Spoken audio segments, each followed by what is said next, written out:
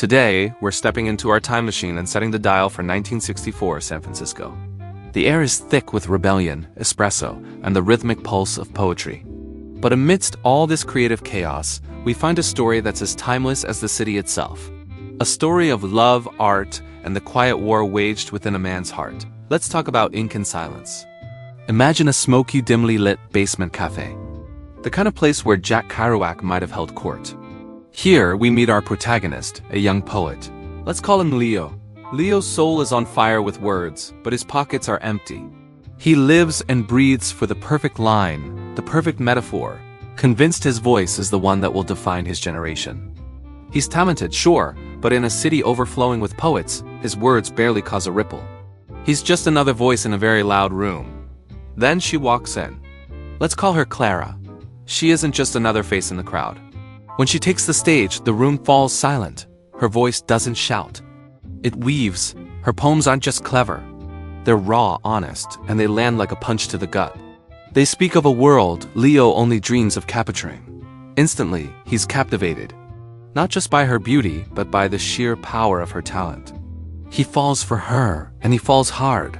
For a while, it's perfect. They are two artists in love, sharing verses under the pale moonlight. Their lives a living, breathing poem. But then, the world starts to notice Clara. A small publisher picks up her collection. A major newspaper writes a glowing review. Soon, her name is on everyone's lips, while Leo's remains unspoken. The cafes that once felt like home now feel like a stage for her success and his failure. The applause for her starts to sound like a countdown to his own irrelevance, and this is where the conflict truly ignites. It is a battle between his genuine admiration for the woman he loves and the gnawing jealousy of the artist she is becoming. This is the core of Ink and Silence, the struggle between male pride and emotional vulnerability. Leo loves Clara. He truly believes her words are magnificent. But every ounce of her success feels like a measure of his own inadequacy. His pride screams that he should be the celebrated one, the voice of the era. Yet, his heart aches with love for her and the beautiful poetry she creates. He can't bring himself to tear her down, but he can't stand to be in her shadow.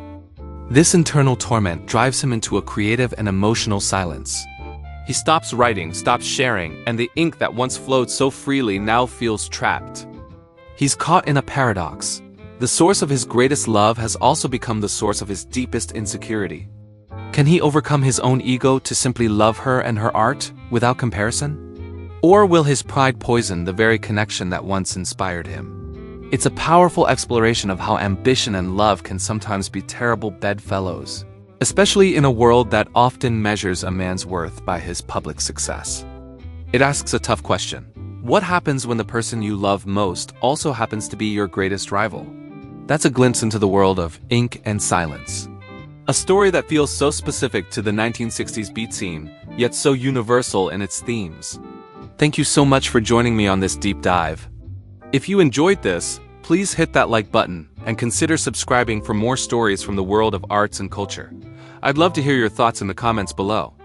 Don't forget, the heart remembers what the world forgets.